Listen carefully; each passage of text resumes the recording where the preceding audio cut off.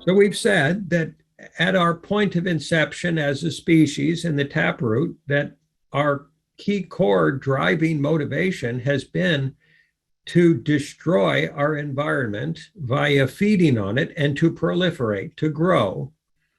And that has been our adaptive dynamic of evolution. It's the same dynamic for all species. That said, the honeybees or the bears or the lions or the deer, if they overpopulate, there's an ecosystem that would push back on them that would diminish their population and bring about a balance in the ecosystem. With adaptive technologies, we have pushed back so hard on the natural ecosystem dynamics that we're simply destroying them, bulldozing them, because they're in the way of what we assume to be our productivity, our survival, our attainment of a Western lifestyle, of profit or competitive advantage or survival of our species without regard to the effect on the natural world or any other species in it. So this dynamic of human predation, not just consumption, not just symbiotic interaction, predation, beyond predation, meaning lions don't go out and slaughter the whole herd of impala or water bucks. They eat what they need and then they go rest and make more lions. Human beings try to kill off all of the species for whatever reason, whether it's to accumulate something, to build something, to create something we want, or because we fear the existence of the other species, or we just want to have it under absolute control.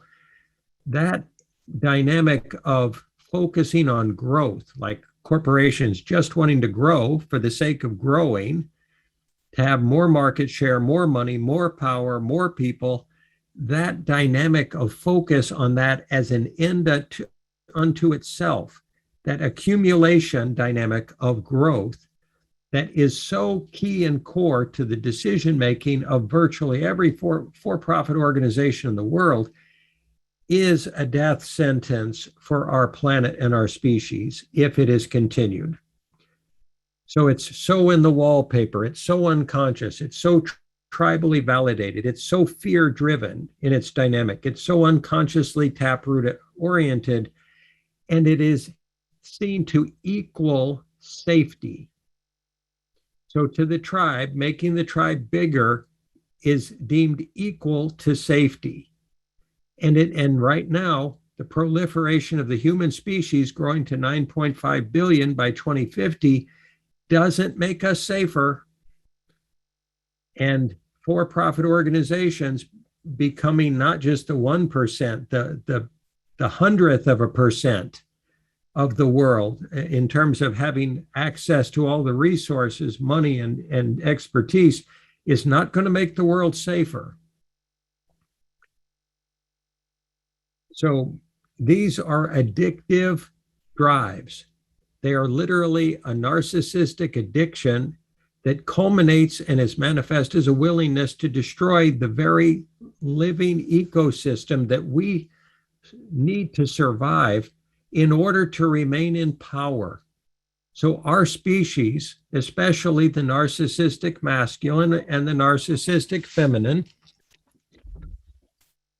would feel that it was appropriate to burn down the world as long as we were the ones that lit the match.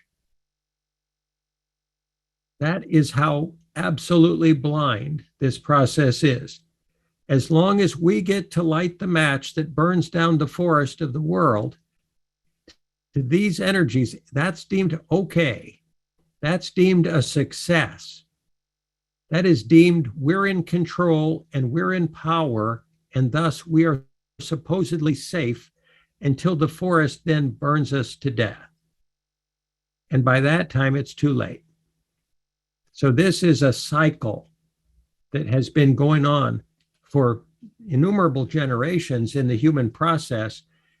It has served a purpose. It's not wrong. It's not bad. It has brought us to this moment of being able to talk about it on Zoom across the nation or the world so that we can then transcend it. So this is an opportunity. It's not a problem. It's a process. We have not been wrong or bad as a species. We are evolving. We're not suggesting sociopathically not caring what we do in the world. And we're also suggesting not judging and punishing ourselves or spending one moment of time blaming or feeling guilty.